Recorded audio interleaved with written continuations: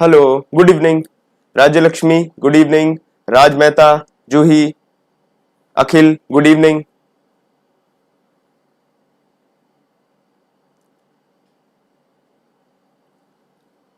Rohit Chaudhary, good evening. Nikhil Gupta, good evening. M Sahdev, hello. Devraj, good evening. Pankaj, good evening. Arakkal Abbu, hello.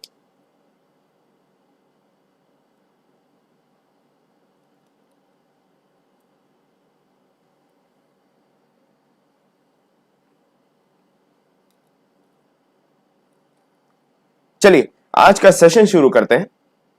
आज मैं सुबह थोड़ी सी पढ़ाई कर रहा था, थोड़ा सा समझने का प्रयास कर रहा था मेंस पॉइंट ऑफ व्यू से चीजों को। जब मैं मेंस की अंडरस्टैंडिंग डेवलप करने के बारे में सोच रहा था, तब मुझे एक बहुत ही बड़ी प्रॉब्लम समझ में आई कि मेंस में जब आंसर हम लिखते हैं वहां पर कनेक्टिविटी मिस कर देते हैं। Connectivity in the form of international understanding. आप देखिए, आप एनवायरमेंट के जो सवाल हैं उनके लिए जब आप कोई चीज लिखते हैं तो हम एनवायरमेंट में चाहे सॉइल इरोजन की बात करें, आप चाहे वाटर पॉल्यूशन की बात करें, कंटामिनेशन की बात करें, या फिर आप पॉल्यूशन इन द स्काई की बात करें, हर जगह हम लिखते हैं तो उसको ग्लोबल स्टैंडर्ड का जवाब नहीं बना पाते। वहां पर ग्लोबल अप्रोच नहीं आ पाता हमारे पास, हम बात नहीं कर पाते हैं। ना तो हम यूनाइटेड नेशन की बात कर पाएंगे, ना हम पेरिस समिट की बात कर पाएंगे, ना हम बात कर पाते हैं आपका रियो समिट की। तो और सबसे इंपॉर्टेंट चीज, इतनी सारी चीजें याद रखना बड़ा ही कठिन है। और अगर आप ये चीजें याद नहीं रख रहे हैं, आप इन चीजों के तरफ अपना एक अप्रोच डेवलप नहीं कर रहे हैं, तो आपका जो क्वेश्चन का या आंसर का जो वेटेज होने वाला है, क्वालिटी ऑफ आंसर जो होने वाली है वो कम होने वाली है, काफी लो होने वाली है। यहां पर सबसे इंपॉर्टेंट ये हो जाता है कि आपकी क्वालिटी ऑफ आंसर्स भी मैनेज कर पाए आप, और कम से कम पढ़ने पे। अगर आप कम से कम पढ़ने पे क्वालिटी अच्छी रखना चाहते हैं तो उसके लिए हमें एसडीजीज याद होना चाहिए। अब एसडीजीज क्यों याद होना चाहिए, मैं आपको समझाऊं। सिर्फ 16 एसडीजी, हमारे पास 17 एसडीजी है जो हमें फोकस करने हैं। ये 17 एसडीजी आप याद रखने वाले हैं, और 17 एसडीजी के अंदर 169 टारगेट्स हैं। इन 169 टारगेट्स को आप याद नहीं भी रखेंगे तो चल जाएगा। आपको सिर्फ ये 17 एसडीजी याद रखने हैं, और जहां पे जरूरत पड़े। एसडीजी ऐसा नहीं है पर्टिकुलरली सिर्फ आपको काम आने वाले एनवायरमेंट में, आपको एसडीजी काम आने वाले साइंस एंड टेक के सवाल में भी आपको एसडीजी काम आ सकते हैं। और भी तमाम तरीके के ज्योग्राफिकल अप्रोच में बहुत सारी जगह एसडीजीज काम आ सकते हैं। हम बात करेंगे कैसे कैसे ये सारी चीजें हमारे साथ हो सकती हैं, कैसे हम इनको कनेक्ट करके पढ़ सकते हैं। इसीलिए मैंने ये पर्टिकुलर वीडियो बनाया। ज्यादा लंबा वीडियो नहीं होने वाला है, 10 या 15 मिनट के वीडियो में हम कोशिश करेंगे मेमोराइज करने का। हमें एसडीजीज बिल्कुल याद हो जाने चाहिए, एक पिक्चर मेमोरी बनाने की कोशिश करेंगे, क्योंकि ये हर जगह हमें काम आने वाले हैं। अगर आज हम अच्छे से मेमोराइज कर लेंगे तो कल हमारे लिए बड़ा आसान हो जाएगा एसडीजीज को कहीं भी यूज करना, प्रोड्यूस करना। अगर आपको याद ही नहीं है तो आप यूज कैसे करने वाले हैं? तो हम बात करेंगे कहां यूज करना है, कैसे यूज करना है, और उनको याद कैसे करें। एक ट्रिक, शॉर्ट ट्रिक या एक न्यूमोनिक बनाएंगे, हम एक प्रॉपर कोड बनाएंगे जिससे हम कनेक्ट करके कोशिश करेंगे कि याद कर ले पूरे एसडीजीज। क्लियर हो रहा है आपको? ये थोड़ा सा डिस्कशन मेरे बारे में। ओरिजिन आईएएस एकेडमी, आप इसको चाहे सब्सक्राइब कर सकते हैं। इसमें हम और भी वैल्यूएबल करंट अफेयर से रिलेटेड बातें करते हैं, और भी हम डिस्कशंस करते हैं, चाहे वो एनसीईआरटीज के हो या फिर इस तरीके के शॉर्ट ट्रिक्स जो आपको मेंस में बेटर आंसर राइटिंग के लिए हेल्प कर सकते हैं। आप चाहें तो मेरा टेलीग्राम चैनल है, उसको आप फॉलो कर सकते हैं, सुयश कमल सोनी ऑफिशियल। यहाँ पर आपको बहुत सारी इंफॉर्मेशन मिल जाएगी, और भी बहुत सारे प्लेटफॉर्म्स की बहुत सारी इंपॉर्टेंट चीजें हम यहाँ पर शेयर करते हैं। आप मुझे इंस्टाग्राम पे भी फॉलो कर सकते हैं, origin_IAS पर। यहाँ पर भी आपको बहुत सारी जो भी अपडेट्स होते हैं हमारे चैनल से रिलेटेड, चाहे टेलीग्राम में हो या यूट्यूब में, हम उससे अपडेट कराते हैं, उसके बारे में डिस्कशंस होते हैं। मैं अपने बारे में बता दूं, मेरा नाम है सुयश कमल सोनी। मैंने एमए किया है हिस्ट्री में, और यूजीसी नेट भी क्वालिफाई किया है, और साथ में मैंने एमटेक भी किया है इंडस्ट्रियल इंजीनियरिंग एंड मैनेजमेंट में। अब सबसे पहले तो हमें समझने की जरूरत है कि एसडीजी तो अभी आए, जो एसडीजी हैं वो तो अभी आए हैं। इसके पहले क्या था? तो इसके पहले हुआ करते थे एमडीजी। एमडीजी का फुल फॉर्म था मिलेनियम डेवलपमेंट गोल। मिलेनियम आप समझते ही हैं, मिलेनियम मतलब हो गया है आपका 2000। इससे आपको मिलेनियम से याद आ जाएगा कि 2000 की बात हो रही है। 2000 में ये गोल्स टारगेट किए गए, ये गोल्स फिक्स किए गए जिनको आपको 15 ईयर्स में अचीव करना था। 15 ईयर्स में आपको अपने टारगेट को अचीव करना था, अपने गोल्स को अचीव करना था, इसीलिए उनका नाम था मिलेनियल गोल्स। ये इतने ज्यादा इंपॉर्टेंट नहीं है मिलेनियल गोल्स, जितने ज्यादा इंपॉर्टेंट आपके एसडीजी हो जाते हैं। एसडीजी का एप्लीकेशन चालू होने वाला था 2015 से लेकर 2030। इस साल में 15 to 30 we are going to study and understand about the SDGs. तो इसीलिए ये यहां पर आके इंपॉर्टेंट हो जाते हैं। क्लियर हो रहा है आपको? Good evening Saurabh, good evening. आपको समझ में आ रहा है हम किस चीज की बात कर रहे हैं यहाँ पर Saurabh? We are discussing about SDG. जी हाँ, it's my channel Devraj, it's my channel. तो यहां पर हम डिस्कस करने वाले हैं Rajyalakshmi, this is just going to be a 15 minutes class. After that, I have to go somewhere. The point is, I felt like discussing about SDGs. That's why I am doing it here. Getting? Because somewhere or the other, back in my mind, I was thinking about answer writing also. Because very soon, we are going to start answer writing sessions. Answer writing sessions will start most probably by 5th. On 5th, we are starting answer writing sessions, 5th of July. For starting answer writing, we need to have a proper understanding of things, and that is what we can develop by using such tools. Like one of the tools is SDG. SDG is also a very important tool which becomes important for answer writing. On the other hand, there are many such tools which I'll be discussing. ऐसे बहुत से मैं ऐसे videos बनाने वाला हूं जिससे आपको जो भी टूल्स है उनके बारे में मैं बात करूंगा। जैसे SDG एक इंपॉर्टेंट टूल हो जाता है जिससे आपका वेटेज बढ़ जाता है। जब हम एथिक्स की बात करेंगे, एथिक्स में we will be discussing about ARC report. ARC report जो सेकंड ARC रिपोर्ट आती है, that is very important for writing ethics. For when we write of answers of economics, we will be discussing economic survey. Economic survey becomes very important, budget becomes important when we write answers of economics, because हमें जब datas देने, fact देने, तो हम यहां से दे सकते हैं। From here we can provide the datas and the facts required. Getting my point? इसीलिए मैंने यहाँ पर डिस्कशन का, it's going to be a small video, just 15 minutes. After that I will be busy with my stuff, but I want to get this thing in your mind that for better answer writing we have to use different type of tools like SDGs I'm telling, or ARC report for example, or economic survey, or India yearbook, or budget. Such kind of things should be used. Or we'll be talking about the forest survey also. Forest survey is also used for writing geography's good answers, because in environment or geography you have to study about the forest. You can quote the facts and the figures, so they become important. And SDG is Brahmastra. SDG ऐसा है, आप उसको कहीं भी लगा सकते हैं, कहीं भी आप उसको यूज कर सकते हैं। समझ रहे हैं आप सौरभ? SDGs को आप कहीं भी अप्लाई कर सकते हैं। एग्जैक्टली, बिल्कुल आप सही कह रहे हैं। जो GS4 है वहां पर भी हम प्रिपेयर करेंगे, उसके बारे में हम डिस्कस करने वाले ARC रिपोर्ट में। गेटिंग सौरभ? आपको आंसर राइटिंग चालू करना है। मैं आपके लिए 5th of July से एक आंसर राइटिंग सेशन लेके आने वाला हूं। हर दिन टेलीग्राम के ऊपर हम एक क्वेश्चन डिस्कस करेंगे, एक क्वेश्चन मैं पुट करूंगा, उसके आप आंसर्स लिख के मुझे मेल करेंगे। You will send the photograph of that particular, write the answer, take a picture and send it to me. और उसके बाद हम उसके ऊपर डिस्कशन करने वाले हैं कि आखिर इनमें क्या चेंजेस कर सकते हैं, एक मॉडल आंसर क्या होगा, उसके बारे में हम डिस्कशन करने वाले हैं। चलिए अब हम बात करते हैं अपने SDGs के बारे में। आप जानते हैं जो हमारे SDGs हैं उनको हमें 2015 से 30 तक में अचीव करना है। एवरीबडी नोज दैट, ये आपको पता है, और ये आपके लिए बहुत ही ज्यादा जरूरी हो जाएंगे बात करने के। अब देखिए यहां पर SDGs जो डिफाइन हुए वो कैसे हुए, इस पर डिस्कशन करते हैं। पहला जो SDG है वो नो पॉवर्टी है। फिर उसके बाद हम इसके ऊपर आएंगे, 17 SDGs हैं, सबको हम एक एक करके डिस्कस करते हैं। सबको सब समझ में आ रहा है? सबसे पहले हम बात करने वाले नो पॉवर्टी की। तो ये जो फर्स्ट SDG हमारा SDG 1, इसको आप कहां कहां यूज कर सकते हैं, ये देखिए। सबसे पहले आप इसको यूज कर सकते हैं GS पेपर 2 में और GS पेपर 3। पर्टिकुलरली अगर आप देखें यहां पर, when you are talking about economy, when you are talking about economic development, और you are talking about inequalities in this society, इस तरीके के सवाल आते हैं। The inequalities in the society are increasing, what are the major reasons, what can be the effective steps to reduce the inequality in the society. वहां पर आप बात करने वाले हैं, for reducing the inequality we have to work on reducing the poverty.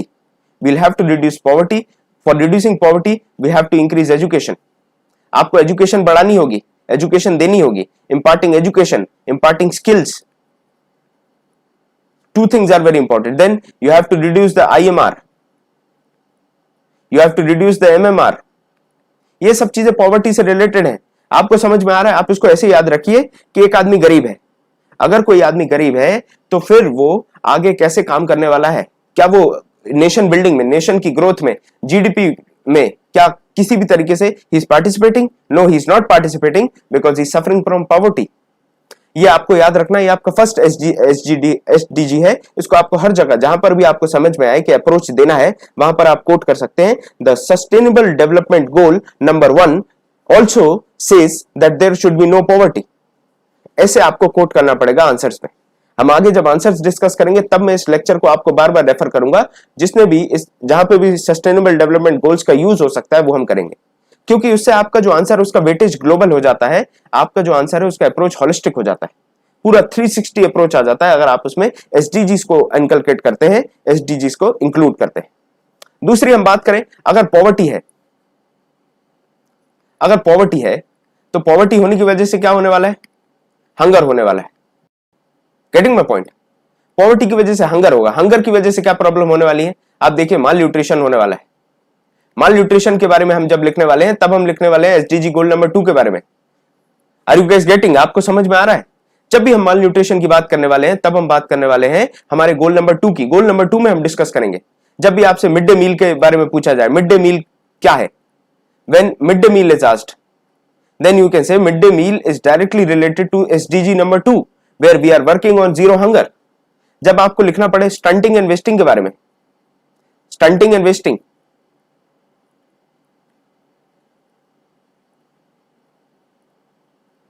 आपको पता है? Do you know what is stunting and wasting? आप सबको पता है स्टंटिंग एंड वेस्टिंग क्या है?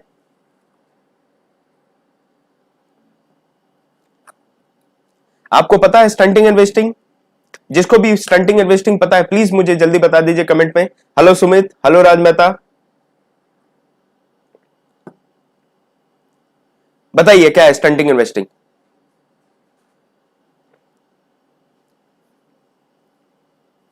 प्लीज टेल मी।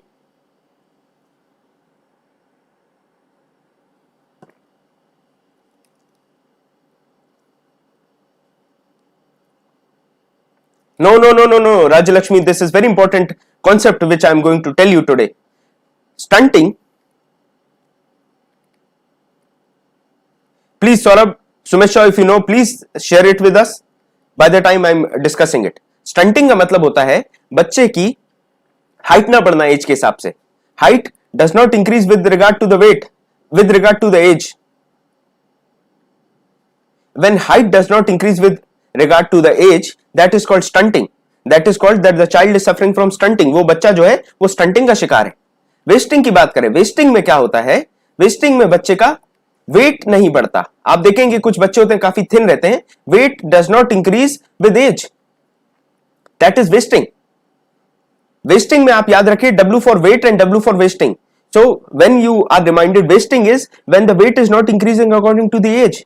आपने देखा होगा एक 15 साल का बच्चा है लेकिन वो इतना पतला होगा, उसका वेट होने वाला है 25 kg। That shows that his weight is 25 kg, that means he's suffering from wasting, he's suffering from a sense of malnutrition. Exactly, Saurabh Das, it is a type of malnutrition. Stunting, very good Juhi.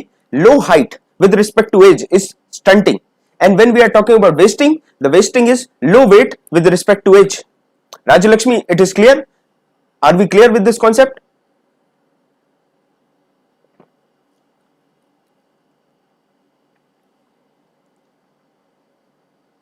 No problem, no problem.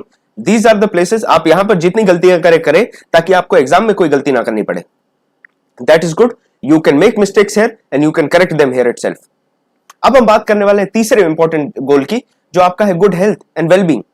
यहां पर आप देखिए सारी चीजें inter relate करके बता रहा हूं मैं, कोई रॉकेट साइंस नहीं होगी, आपको अपने आप याद हो जाएगा। पहला पॉवर्टी था, दूसरा उसके बाद पॉवर्टी के बाद क्या आने वाला है बताइए? दूसरा पॉवर्टी के बाद आने वाला है आपका न्यूट्रिशन की बात की थी, फूड की बात की थी, यही बात थी ना, सेकंड गोल। उसके बाद आप देखने वाले हैं, आप यहां पर बात करेंगे हेल्थ की। बहुत सिंपल सी बात है, जब कोई इंसान पॉवर्टी रिडन है, उसको अच्छा खाना मिलने लगेगा तो उसकी हेल्थ क्या होगी? इंप्रूव हो जाएगी। यहां पर आप देखने वाले, जब उसकी हेल्थ इंप्रूव होगी, उसकी वेलबींग होगी, तो क्या होने वाला है? वो आपकी नेशन बिल्डिंग के काम में हेल्प करने वाला है। Getting my point? यहां पर जब भी आप लिखने वाले हैं डेमोग्राफिक डिविडेंड के बारे में, do you know the meaning of demographic dividend? When you are going to write about demographic dividend, वहां पर आप बात करने वाले हैं कि फॉर इंक्रीजिंग और for tapping the power of demographic dividend of India, we need to work on this particular thing, that is SDG number 3. We have to ensure good health. If we don't have good health of youth, if the youth is not healthy, then how will we tap the demographic dividend? Demographic dividend आप समझते हैं, the working age population from 20, particularly we can say from 20 to 35, this age which is like, यहां पे हम मानते हैं ये as जो होती है काफी हाई पोटेंशियल एज होती है।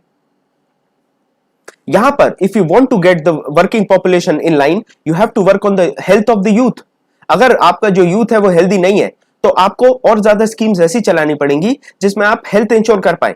हॉस्पिटलाइजेशन की स्कीम चलाएंगे आप, हॉस्पिटल कंस्ट्रक्शन या फिर आप मेडिकल की स्कीम्स चलाएंगे। अगर आपका यूथ हेल्दी है तो आपको और ज्यादा स्कीम्स या फिर और ज्यादा इंस्टीट्यूशन चाहिए स्किल्स के लिए। तो आप समझ रहे हैं कि यूथ का हेल्दी होना कितना इंपॉर्टेंट है। अगर आपका यूथ हेल्दी तो आप उसको स्किल दे सकते हैं, लेकिन अगर आपका हेल्दी नहीं है यूथ तो आपको उसको स्किल देने की जगह आपको उसको मेडिकेशन देनी पड़ेगी और ये नेगेटिव इंपैक्ट पड़ जाएगा सोसाइटी पे, और आपकी जो जीडीपी है उसकी उतनी ज्यादा ग्रोथ नहीं हो पाएगी, वो हाइट्स नहीं पहुंच पाएगा। इसका भी इकोनॉमिक एंगल हो गया। क्लियर हो रहा है? आप इसको भी किस तरीके से पेपर में यूज कर सकते हैं। बिल्कुल एग्जैक्टली स्वाति, वेरी राइट, ये बिल्कुल सही कह रही हैं आप। So for tapping the potential demographic dividend, यहां पर आपको ये चीज करनी है। आगे आप देखिए क्वालिटी ऑफ एजुकेशन। पहला गोल क्या था हमारा? पॉवर्टी। दूसरे गोल में हमने बात की थी फूड की। तीसरा गोल जो था हमारा वो क्या था? तीसरा गोल जो हमारा था वो था हेल्थ। और चौथा गोल जो है जिसमें हम बात करने वाले हैं एजुकेशन की।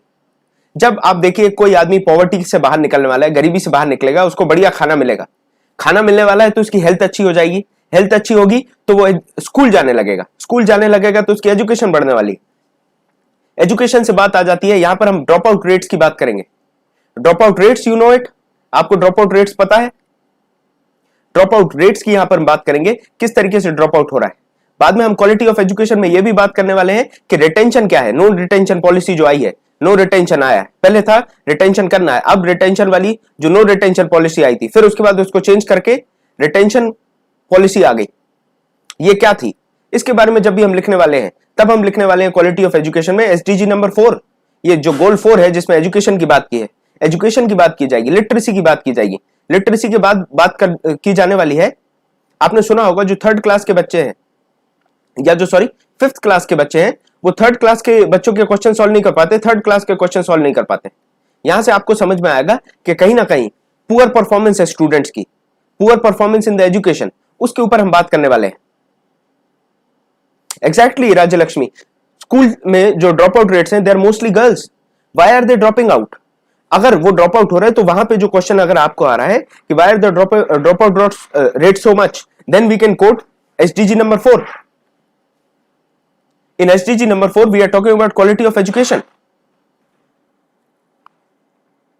बिल्कुल exactly Swati, this is how it is going to happen.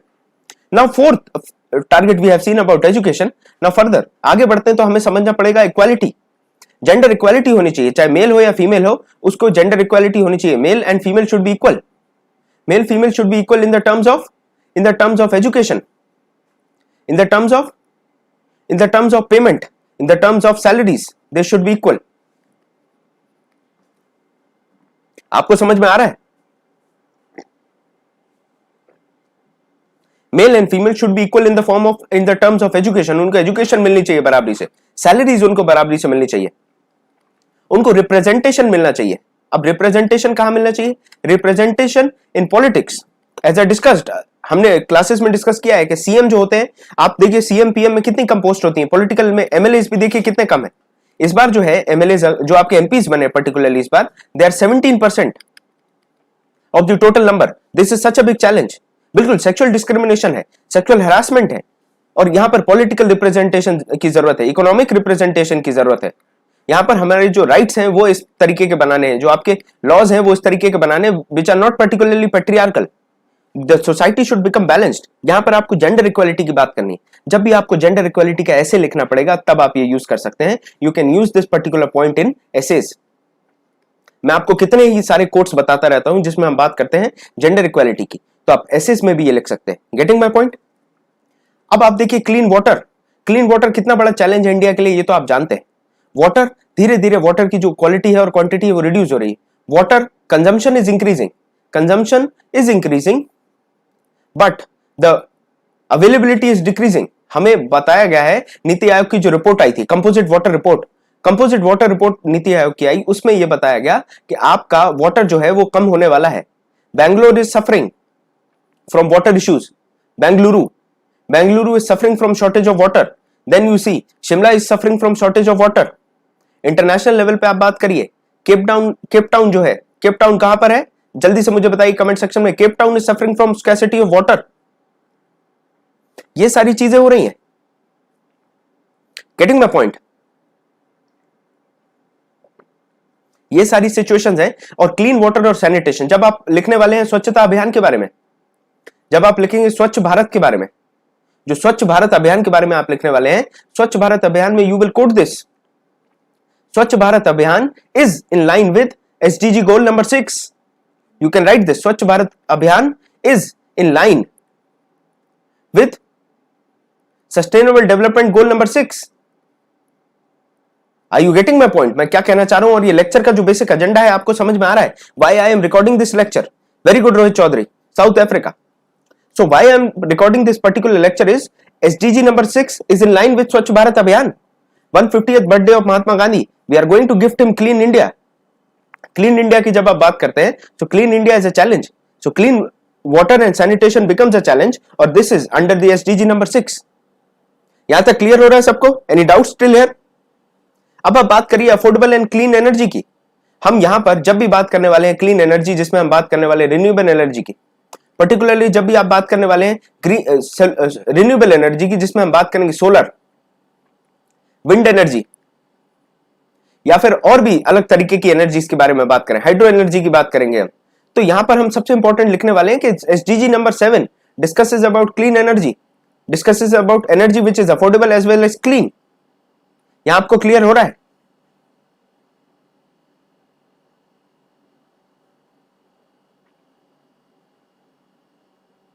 तो इस तरीके से इंटरनेशनल सोलर अलायंस की हम बात करेंगे। When we are talking about international solar alliance, international solar alliance में जब हम बात करेंगे तब भी हम लिखेंगे it is in line with SDG number 7। Everybody जो देख रहा है मुझे आप ये बताइए, क्या आपको इसका एजेंडा समझ में आ रहा है? Why are we discussing this lecture? Are you getting the facts? हम क्यों इतना ज्यादा डिस्कशन कर रहे हैं इस चीज पे? ये आपको समझ में आ रहा है? चलिए विजय चावला, आपको समझ में आ रहा है? आपको समझ में आ रहा है why I am discussing this particular lecture?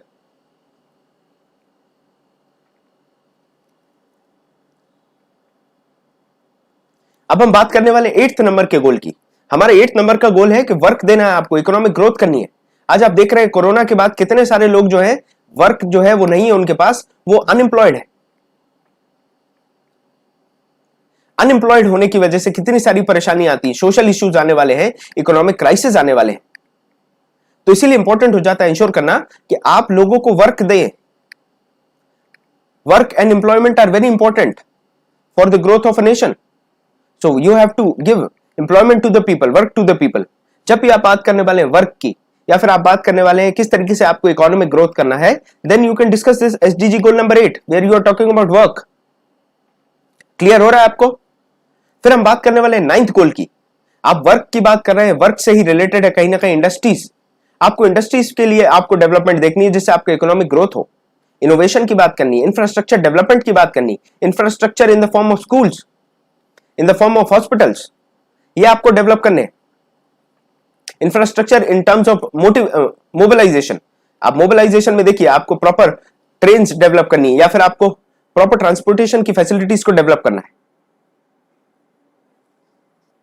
Absolutely Rohit Chaudhary, आप समझ रहे हैं मेरी बात, मैं क्यों इस लेक्चर को रिकॉर्ड कर रहा हूं। 10th की बात करेंगे, रिड्यूसिंग इनइक्वालिटीज।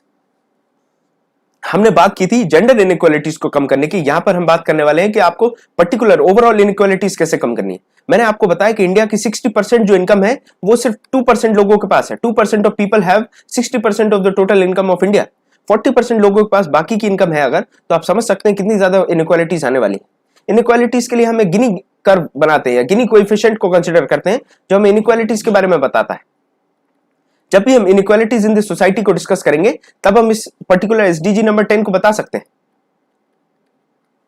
हम इसकी ट्रिक याद करेंगे, कैसे हमें याद करना है इस चीज को। जो भी देख रहे हैं प्लीज मुझे थम्स अप दीजिए, give me a thumbs up if you haven't like the lecture, please like the lecture, lecture को लाइक कर दीजिए। अब हम बात करने वाले 11th सस्टेनेबल सिटीज की और कम्युनिटीज की। हमें सिटीज बनानी है। जब भी आप सिटीज में बात करने वाले हैं स्मार्ट सिटी मिशन की, जब आप स्मार्ट सिटी मिशन की बात करेंगे, जब आप बात करेंगे गवर्नमेंट के अमृत मिशन की, जहां पर आप अफोर्डेबल हाउसिंग की बात करने वाले हैं, रूरल अर्बन हाउसिंग की बात करेंगे, यहां पर transformation of rural and urban areas की बात करने वाले हैं। वहां पर आपको बहुत इंपॉर्टेंट हो जाएगा ये डिस्कस करना, ये सस्टेनेबल सिटीज कम्युनिटीज कैसे डेवलप करनी है, स्मार्ट सिटीज कैसे डेवलप करनी है, स्मार्ट सिटीज में क्या क्या इनकलकेट करना है, वो सारी चीजें आपको यहां पर डिस्कस करनी है। जब भी आपको स्मार्ट सिटीज के बारे में लिखने आएगा तो आप एसडीजी नंबर 8 को कोट करें। SDG number 8 also talks about sustainable cities as well as smart cities. Sustainable cities में आपका सैनिटेशन भी प्रॉपर होगा, आपका जो वेस्ट मैनेजमेंट सिस्टम होगा वो प्रॉपर होगा, आपके सीवेज ट्रीटमेंट प्लांट है वो प्रॉपर होने वाले हैं, वेल प्लान्ड होने वाले हैं, लैंडफिल्स जैसी प्रॉब्लम नहीं होने वाली है, वेस्ट का मैनेजमेंट होने वाला है और ज्यादा से ज्यादा वेस्ट का रिसाइकलिंग होने वाला है। उसके बाद आप देखिए 12th वाला जो है वो है आपके कंजम्पशन और प्रोडक्शन के ऊपर। कंजम्पशन और प्रोडक्शन का मतलब यह है कि आपको कोई भी चीज एक्सेस कंजम्पशन नहीं करना है। जैसे प्लास्टिक की का एग्जांपल ले लीजिए, प्लास्टिक में बहुत बड़ा चैलेंज ये है, जब भी आप कहीं सामान लेने जा रहे हैं, when you are going for shopping, when you are going for shopping particularly if you take a cloth bag, आप किसी कपड़े का बैग लेके जाए, क्लॉथ बैग लेके जाए, या फिर आप लेके जाए एक पेपर बैग, तो वो कितना आसान हो जाता है आपको शॉपिंग करना और आप कहीं ना कहीं एनवायरनमेंट को हार्म नहीं कर रहे हैं प्लास्टिक को यूज करके। लेकिन अगर आप ये सब नहीं कर रहे हैं, आप क्लॉथ बैग या पेपर बैग नहीं ले जा रहे हैं, तो वहां पर आपको प्लास्टिक यूज करनी पड़ेगी, that is harming the environment as a whole. तो वहां पर आपको रिस्पॉन्सिबिलिटी से कंजम्पशन करना है, you have to use things responsibly, you have to use electricity responsibly, you have to use water responsibly. आपको इलेक्ट्रिसिटी वाटर जो हमारे रिसोर्सेज उनको रिस्पॉन्सिबली यूज करना है। आपको व्हीकल और पॉल्यूशन है उसको कम करने की कोशिश करनी है। व्हीकल पॉल्यूशन कम करने के लिए you should ensure that you use more of the public transports, आप पब्लिक ट्रांसपोर्ट्स को ज्यादा यूज करें, पब्लिक ट्रांसपोर्टेशन को एनकरेज करने की जरूरत है। और प्रोडक्शन में भी इंपॉर्टेंट है कि हम प्रोडक्शन अगर किसी चीज का कर रहे हैं तो that should be controlled. Too much excess of production and wasting of resources should not be done. आपको अपने रिसोर्सेज को वेस्ट नहीं करना है, ये बात आपको अगर कहीं भी लिखनी है, जहां पे भी आपको एनवायरमेंटल कंजर्वेशन के पॉइंट ऑफ व्यू से लिखना है, प्लास्टिक के जो एक्सप्लॉयटेशन उसके बारे में लिखना है, तब आप यूज करेंगे गोल नंबर 12। गोल नंबर 12 आपको याद रखना है 1 and 2। क्लियर हो रहा है? Exactly last year the environment day comes on 5th of June। 5th of June को जो आपका एनवायरमेंट डे था उसमें बात की गई थी beat the plastic. 5th of June को आपका जो एनवायरमेंट डे सेलिब्रेट हुआ उसमें डिस्कस किया गया beat the plastic. Climate action, अब 13th वाला जो है क्लाइमेट एक्शन का है, इसमें आप चाहे रियो समिट की बात कर ले, या फिर आपसे बात की जाए आपके पेरिस समिट की, या फिर आपसे बात की जाए इंटरनेशनल सोलर अलायंस की, इन सारी जगहों पे आप ये यूज करने वाले हैं क्लाइमेट एक्शन। अगर आपसे बात की जाए ग्लोबल वार्मिंग के बारे में कि जो ग्लोबल वार्मिंग है उससे जो आपका अर्थ का टेम्परेचर है वो बढ़ रहा है, या फिर आपको बात करनी है ओजोन डिप्लेशन की, हर जगह पे आप ये पर्टिकुलर जो 13th वाला हमारा टारगेट है, जो 13th हमारा एसडीजी है क्लाइमेट एक्शन, इसके बारे में हम कोट कर सकते हैं, इसको हम वहां पर लिख सकते हैं। लाइफ जो 14th वाला है वो लाइफ अंडर वाटर है, लाइफ बिलो वाटर। आप याद रखिए 14 से आपको याद रखना है लाइफ बिलो वाटर। ये जो 14 का 4 है, 4 को आप इमेजिन करिए इट्स लाइक अ फिश। ये देखिए ये बिल्कुल एक मछली की तरह हो गया। 14 is like a fish, imagine 14 like a fish, fish with a Trident, fish ऐसे त्रिशूल पकड़ी है एक्वामैन जैसी। तो आपको 14 जो है वो लाइफ अंडर वाटर की बात है। आप देख रहे हैं ओशनिक पॉल्यूशन हो रही है, ओशन में कितनी सारी चीजें हो रही है, ओशन एसिडिफिकेशन हो रहा है, ocean acidification is a big challenge, plastic pollution in ocean is a big challenge, plastic pollution हो रहा है ओशंस में, ये भी बहुत बड़ा चैलेंज है। तो आप देखिए एसिडिफिकेशन है, प्लास्टिक पॉल्यूशन, ये बहुत बड़े चैलेंजेस हैं। जब भी हम इनकी बात करेंगे एसिडिफिकेशन की, प्लास्टिक पॉल्यूशन की, या फिर जो कार्बन बढ़ रहा है यहाँ पर, जो कार्बन डाइऑक्साइड बढ़ रही है यहाँ पर, या फिर आप बात करने वाले एल्गल ब्लूम की, या फिर आप बात करने वाले जो आपके कोरल है, जो आपके कोरल रीफ्स है उनकी ब्लीचिंग हो रही है, कोरल ब्लीचिंग की बात करेंगे आप, तब आप यूज करने वाले हैं आपके 14 नंबर गोल को। हम कहेंगे कि SDG number 14 also discusses about the life under water या लाइफ बिलो वाटर। अब जब हमने 14 में बात कर ली लाइफ बिलो वाटर की, तो आप ये देखिए 15 क्या होने वाला है, 15 होने वाला है लाइफ ऑन लैंड की। ये जो चिड़िया है या जो पेड़ है, where we will talk about birds. Birds में हम जब भी बात करते हैं हम बात करेंगे आईयूसीएन की, आईयूसीएन की बात की जाएगी, साइट्स की बात की जाएगी, साइट्स के बारे में आप जानते हैं। आपको बात की जाएगी वाइल्ड लाइफ प्रोटेक्शन एक्ट की, वाइल्ड लाइफ प्रोटेक्शन एक्ट 1972। हमसे बात की जाएगी जो आपका टाइगर प्रोजेक्ट्स है, टाइगर को कंजर्वेशन के जो प्रोजेक्ट्स बने, टाइगर प्रोजेक्शन कंजर्वेशन प्रोजेक्ट्स जो बनते हैं 1970 के आसपास जो बनते हैं, उसके बारे में बात की जाएगी।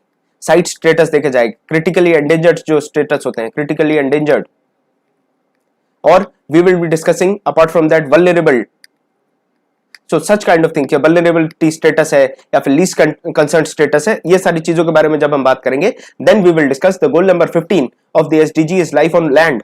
ये इंपॉर्टेंट फैक्टर बन जाएगा, इसको आपको याद रखना है। Heavy metal, industrial waste, exactly plastic waste, ये सारी चीजें जब हम बात करेंगे तो हमें यहां पर बात करनी होगी प्रॉपर क्लाइमेट एक्शन की, साथ में हमें रिस्पॉन्सिबल कंजम्पशन की बात करनी होगी, जो हमारा गोल नंबर 12 है। पीस एंड जस्टिस, इसकी हम बात करेंगे। आप देखने वाले हैं इंटरनेशनल रिलेशन में ये काम आएगा आपके, इंटरनेशनल रिलेशन में आप इसको कोट कर सकते हैं। जब भी आप देखने वाले चाइना की हेजेमनी की बात होती है, चाइना की हेजेमनी की जब बात होगी, senior give me some water, यहां पर बात होने वाली आपकी चाइना की हेजेमनी की। चाइना जो है वो पीस नहीं चाह रहा है, पीस की जगह वो ही is trying to aggravate war. Justice की बात होगी, जस्टिस में आप बहुत सारी जो इंस्टीट्यूशंस उसकी बात करेंगे, इंटरनेशनल क्रिमिनल कोर्ट की बात करने वाले हैं, फिर आप और भी चीजों की आप बात कर सकते हैं।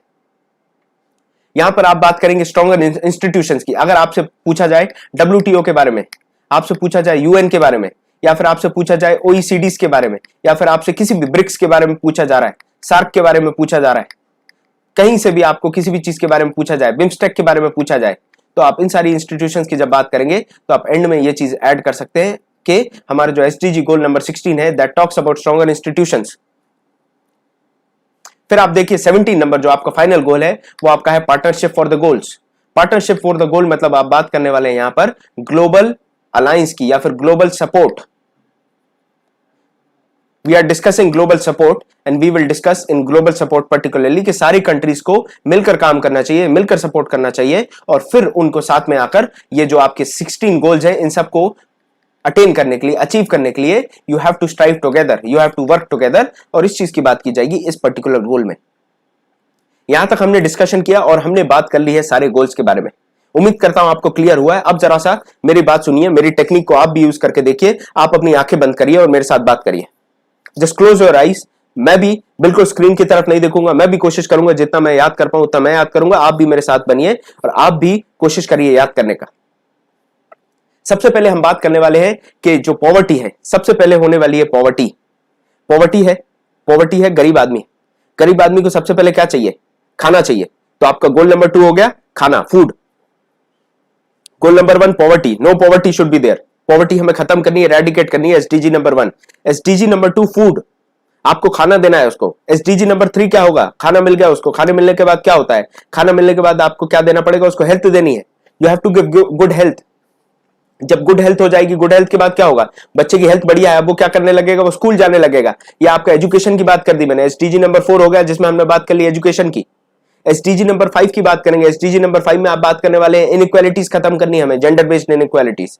जेंडर बेस्ड इनइक्वालिटीज नंबर 5 से आपको याद रखना है जेंडर बेस्ड इनइक्वालिटीज। यहां तक याद करने में कोई परेशानी नहीं आनी चाहिए आपको। 5 के बाद आप बात करने वाले नंबर 6 की। नंबर 6 में आप डिस्कस करने वाले हैं स्वच्छ भारत अभियान के बारे में। मैंने आपको बताया नंबर 6 से आपको याद रखना है क्या? सस्टेनेबल, आपको सैनिटेशन रखना है, क्लीन, और वाटर की बात करनी है, साफ पानी चाहिए और सैनिटेशन चाहिए।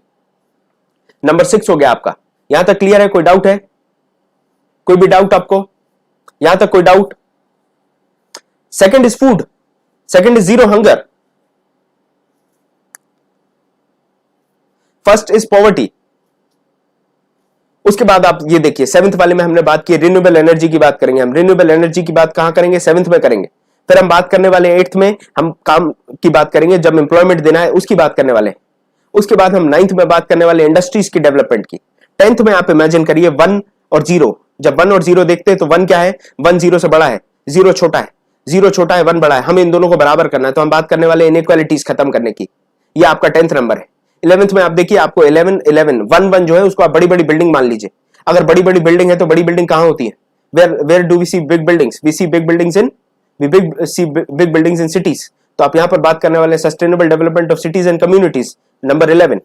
नंबर 12 की जब आप बात करेंगे तो मैंने नंबर 12 में आपको बताया था, नंबर 12 में आप याद रखिए 1 से 2 हो रहा है। 1 से 2 means there is a increase. तो इंक्रीज से आप याद रखिए हमें रिस्पॉन्सिबल कंजम्पशन करना है, हमें इंक्रीज नहीं करना कंजम्पशन। उससे आपको 1 से 2 मतलब 12 याद आ जाएगा कि we have to do responsible consumption. 13 की आप बात करेंगे तो 13 में मैंने कहा था climate action, what responsibilities we are taking, either Paris climate और रियो समिट और एनीथिंग। उसके बारे में हम 13 में बात करने वाले हैं। 14 में मैंने कहा था इमेजिन 14 बिकम्स अ फिश। 14 में आप बात करने वाले लाइफ अंडर वाटर की। 14 में हमने डिस्कशन किया 14 में लाइफ अंडर वाटर की। तो 15 क्या होने वाला है? Life on land. 15 तक क्लियर हो गया। 16 में हम बात करने वाले पीस की। ऐसी इंस्टीट्यूशंस की जो पावरफुल हैं, जो कि बात करते हैं पीस और जस्टिस की, इनके बारे में बात करेंगे 16 में। 17 में हम बात करने वाले हैं ग्लोबल अलायंस की, या फिर सब मिलकर काम करें जहां पर पार्टनरशिप हो अपने गोल्स को अचीव करने के लिए। अब चलिए मैं एक बार आपको फटाफट आंख बंद करके रिवाइज करके बताता हूं, और आप भी ऐसे ही करने वाले हैं, आंख बंद करके रिवाइज करने वाले हैं। सबसे पहला जो होगा no poverty, SDG number 1। SDG number 1 is no poverty. SDG number 2 is food, जहां पर आप बात करेंगे नो हंगर, खाना देना है। एसडीजी नंबर 3 जिसमें आप बात करने वाले एजुकेशन की, आपको पढ़ाना है। एसडीजी नंबर 4 जिसकी हम बात करेंगे, उसमें हम क्या करने वाले हैं, जैसे ही आपने पढ़ा दिया उसके बाद, नहीं सॉरी मैं गलती कर रहा हूं। यहां पर आप देखिए सबसे पहले आपका एसडीजी नंबर 1 होने वाला है, जिसमें आप नो पॉवर्टी की बात करेंगे। सेकंड में बात करेंगे नो एजुकेशन की। आप मुझे हेल्प करिए, मुझे बताइए क्या सही है। सबसे पहले पॉवर्टी आएगी, पॉवर्टी खत्म करनी है, फिर आप उसको खाना देने वाले हैं, खाना देंगे आप उसको तो फूड। तीसरा क्या आने वाला है, उसकी गुड हेल्थ इंश्योर करने वाले हैं। जैसे उसकी हेल्थ अच्छी हो जाएगी तो आप उसको एजुकेशन देने लगेंगे। एजुकेशन देंगे तो आप फिर इनइक्वालिटीज खत्म करेंगे गर्ल्स एंड बॉयज में, जो आपका फिफ्थ वाला है। फिफ्थ वाले में आप जो इनइक्वालिटीज है उनको खत्म करने वाले हैं, that is SDG number 5।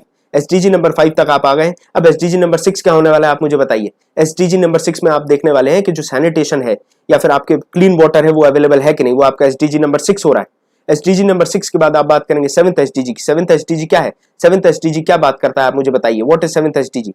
Seventh SDG आपसे बात करने वाला है रिन्यूएबल रिसोर्सेज के बारे में। आप देखिए, आप जो वाटर और सैनिटेशन आपके घर में हो गया, फिर आपने एक एलईडी बल्ब लगा लिया अपने घर में, जो कि एक रिन्यूएबल, आप समझ सकते हैं, एक सोर्स है, एनर्जी का अच्छा सोर्स है, और जिससे कंजम्पशन कम होगा इलेक्ट्रिसिटी का। सेवंथ हो गया। एट्थ वाले में हम क्या बात करने वाले, एट्थ में हम बात करने वाले वर्क की। एट से आप समझिए कि एट्थ जो है वो वर्क का निशान है। We are working till 8 PM, so you can say that 8 is for work, 8 is for work, then 9 is for, 9 से हम इंडस्ट्रीज याद रखेंगे, 9 से हम इंडस्ट्रीज याद रखेंगे। 10 से क्या याद रखना है, मैंने बताया 1 और 0, 1 और 0 से क्या याद आता है, 1 बड़ा है 0 छोटा है, और हमें इनइक्वालिटीज को खत्म करना है। तो हम क्या करने वाले हैं, इनइक्वालिटीज को खत्म करना है, तो 1 0 10 से हमें याद आएगा इनइक्वालिटीज, एंडिंग इनइक्वालिटीज।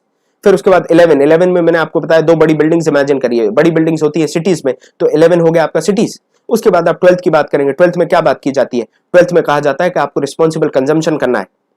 ये आपका 12th हो गया, जिसमें आप रिस्पॉन्सिबल कंजम्पशन की बात कर रहे हैं। 13th में आप बात करने वाले हैं किस बारे में, आप बात करने वाले हैं क्लाइमेट एक्शन के बारे में। आपने क्या क्या एक्शंस लिए, चाहे पेरिस की बात करें या फिर हम रियो समिट की बात करें, और भी जितने भी क्लाइमेट एक्शंस उनकी बात करेंगे। 14th में हम बात करने वाले लाइफ अंडर वाटर की। लाइफ अंडर वाटर में हम ओशन एसिडिफिकेशन को डील करने वाले हैं। हम डील करने वाले हैं ओशन के साथ जो भी प्रॉब्लम्स है, चाहे प्लास्टिक वेस्ट का प्रॉब्लम है, सरगासो सी में इतना सारा जो प्लास्टिक का एक वर्ल्ड बनता है, एक साइक्लोन जैसा बन जाता है, उस चीज के बारे में डिस्कस किया हमने 14th में। 15th में हमने बात की लाइफ ऑन लैंड, जिसमें मैंने आपको बताया कि वाइल्ड लाइफ प्रोटेक्शन एक्ट भी आएगा, साइट्स भी आने वाला है, IUCN भी आने वाला है, और ये तमाम चीजें आने वाली हैं। वो हो गई आपकी 15th, जिसमें हमने बात की लाइफ ऑन लैंड। फिर उसके बाद 16th वाला जो आने वाला है एसडीजी, 16th एसडीजी में हम बात करते हैं पीस एंड जस्टिस, और हम बात करने वाले हैं ग्लोबल इंस्टीट्यूशंस की, इंटरनेशनल इंस्टीट्यूशंस जो हमें पीस और जस्टिस इंश्योर करने में काम आएंगी। 17th गोल जो है उसमें हम सबको मिलकर अपने गोल्स को अचीव करने की कोशिश करनी है, partnership for achieving the goals.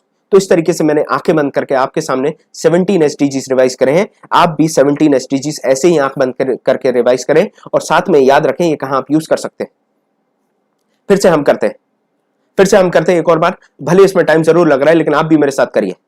Please close your eyes and say with me. Number 1 goal is no poverty. Number 2 goal is no hunger. Number 3 goal is good health. Number 4 goal is education. Number 5 goal is reducing inequalities.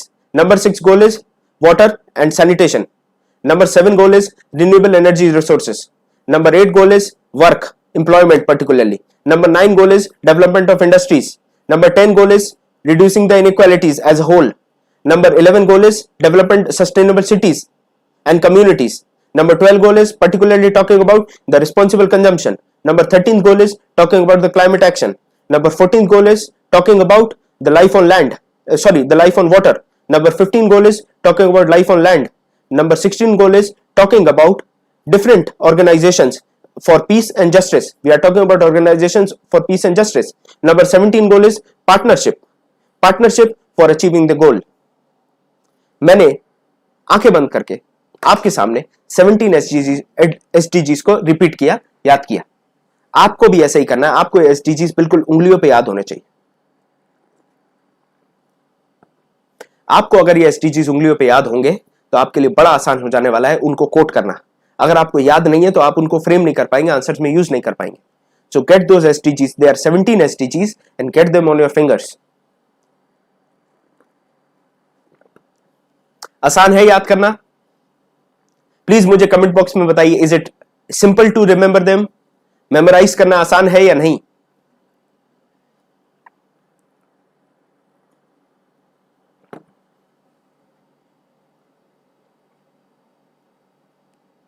Please tell मी, क्या आसान है याद करना या फिर कठिन है? Very good जूही, very good. बाकी लोग भी बताइए, आप सबने याद किए कि नहीं?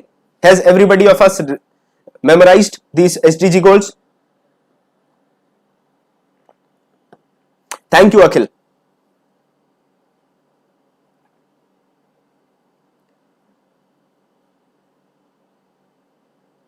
ट्वेल्थ वाला विजय चावला, ट्वेल्थ वाला याद करिए। आपको बात करनी है कंजम्पशन की। जैसे ही आप सस्टेनेबल सिटीज बनाएंगे उसके बाद आपको रिस्पॉन्सिबल कंजम्पशन की बात करनी है, तो ट्वेल्थ याद हो जाएगा। चलिए स्वाति कुमारी, आपको भी याद हो गया। आप लोग और बताइए। 11 people are watching, I want answers from everyone. Saurabh, आपको क्लियर हुआ? सौरभ, राज्यलक्ष्मी,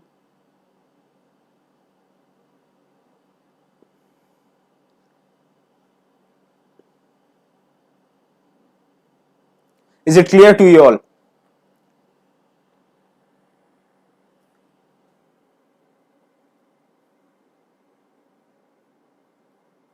बहुत अच्छी बात है, I am very thankful. Thank you Rajlakshmi. साथ में आप अपने जो भी फ्रेंड्स हैं उनके साथ ये जो टॉपिक है आप शेयर करेंगी, so that is going to be very beneficial for them also. I personally recommend everybody of us to study these SDGs. आप इनको पढ़ लेंगे तो उससे आपको आंसर राइटिंग में बहुत ज्यादा हेल्प मिलने वाली है। That is going to be a great help, a great push. अगर आप कहीं पर भी एसडीजीज को कोट करती हैं तो that can increase your marks from 1 to 2। अगर आपको इतना इंक्रीमेंट मिलने वाला है पेपर्स में, अगर आपके किसी बंदे से 10 मार्क्स भी ज्यादा है तो that gives you a boost. आपको 10 मार्क्स ज्यादा होना आप समझ सकते हैं, आप कंपटीशन में कम से कम 100 रैंक आगे हो जाएंगे।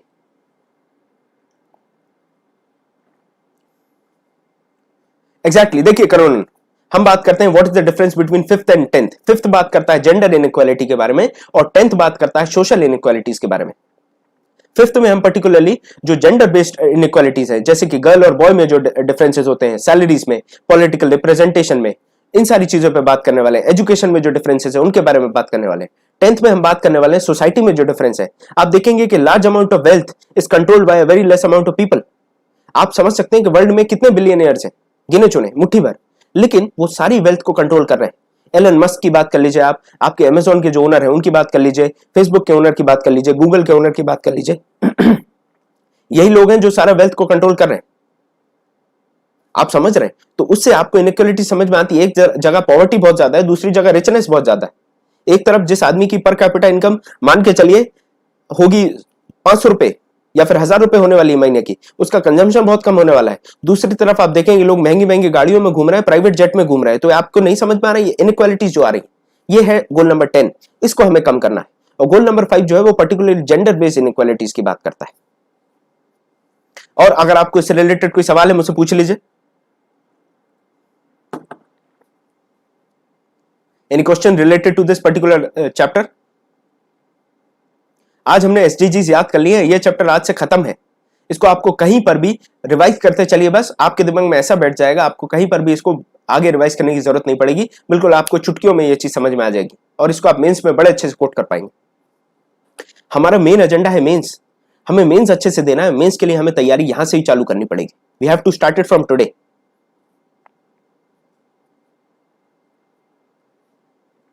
चलिए तो आज हम अपना जो सेशन है उसको रैप अप करते हैं। फिर से मैं आपको बता दूं, आप चाहे मेरा टेलीग्राम का चैनल ज्वाइन कर सकते हैं, सुयश कमल सोनी ऑफिशियल। आप सुयश कमल सोनी टाइप करेंगे टेलीग्राम में तो आपको मिल जाएगा। आप हमारा चैनल सब्सक्राइब करिए ओरिजिन आईएएस, जिसमें हम डिस्कस करने वाले इसी तरीके के जो नए नए इफेक्टिव टेक्निक्स जो बेटर मेंस आंसर राइटिंग में काम करने वाली है, उसके लिए हम आपसे जुड़े रहेंगे। आप हमारे चैनल को सब्सक्राइब करें। अब यहां पर मैंने आपसे डिस्कशन कर लिया है मेरे टेलीग्राम चैनल के बारे में और साथ में मैंने आपको बता दिया मेरे यूट्यूब चैनल के बारे में भी। आप अपने दोस्तों के साथ इस इंफॉर्मेशन को शेयर करें। Please share the video, subscribe to our channel as well as spread this idea of education with all of us. जो भी आपके फ्रेंड्स हैं सबके साथ आप इस पर्टिकुलर लेक्चर को, इस आइडिया को शेयर करें। Hey, hello, we have discussed SDGs in this class.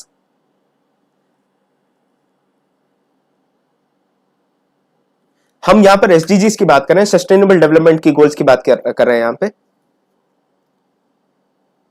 देखिए कहीं ना कहीं जो आपकी वेलफेयर स्कीम्स बनेंगी, they take such things, SDGs are taken in the background when you are making welfare scheme. Getting Rajlakshmi? SDG goals are taken in the mind when you are making welfare schemes or welfare goals, because these SDGs are also designed in such a way so that they can ensure welfare. अगर ये welfare ensure नहीं कर पाएंगे तो इनका कोई काम नहीं है। इनका they are designed in such a way that all the policies come in line with such goals.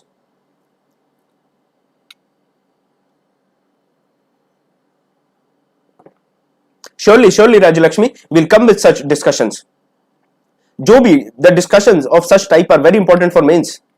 For mains they are very important. So we'll do some discussions like this जिससे हमें ये particular चीजें समझ में आए। Hey, these classes will be random, पर आपको information दे दी जाएगी, you will be informed beforehand about these classes, because these classes are dependent on the important insights. They have no fixed time, they have no fixed schedule, they have no fixed syllabus. We are going to follow anything which can come in our exam. Like मैंने यहाँ पे discuss किया SDGs के बारे में, शायद आगे आने वाली वीडियो में मैं आपसे एआरसी रिपोर्ट की बात करूं जो आपके जीएस पेपर 4 में काफी जरूरी हो जाएगा। So in such a way I will be discussing a lot of things randomly करने के बाद भी we will focus on writing good answers. Our basic agenda is writing good answers is our goal, here we have to reach, getting, this is our goal, our goal is to write good answers. For writing good answers we need to know this. Exactly Swati.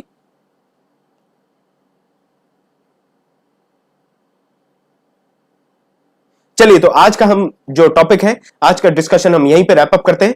जिनने भी हमारा ये video नहीं देखा है, आपकी responsibility है to share this video to your friends and colleagues. Surely we'll try to come up with the ARC report. हम एआरसी रिपोर्ट की बात भी कर सकते हैं, विसल ब्लोअर्स एक्ट क्या होता है, आरटीआई में क्या चेंजेस हुए हैं, ये सारी बात हम कर सकते हैं। Discussions can be done on numerous topics, but our basic target is to write good answers. हमें अच्छे आंसर्स लिखने की तरफ ही बढ़ना है। yes why not, we can have a particular session on 15th finance commission also, where we will talk about कि कैसे states के हॉरिजॉन्टल फाइनेंशियल डिस्ट्रीब्यूशन कैसे होता है, वर्टिकल फाइनेंशियल डिस्ट्रीब्यूशन कैसे होता है। So we can discuss that also. आपको यहां तक क्लियर हो गया है? That is your responsibility, that please share this video with your friends so that they also can make the best out of this video, as well as आप भी इसको revise करें, keep revising the SDGs and you can use it in any answers possible. You can use in geography, environment, even in economics. ठीक है, thank you for watching. ये session हम यहीं पे रैप अप करते हैं। ओरिजिन आईएएस के साथ आप जुड़ेंगे, नई नई चीजें आपको देखने मिलेंगी। इस चैनल को सब्सक्राइब करना ना भूलें, मेरे टेलीग्राम ग्रुप को ज्वाइन कर लें ताकि मैं इसका जो पीडीएफ होगा आपको वो भी मैं आपको चैनल पे शेयर कर दूंगा। So join me on Telegram as well as subscribe to my channel Origin IAS. Thank you for watching.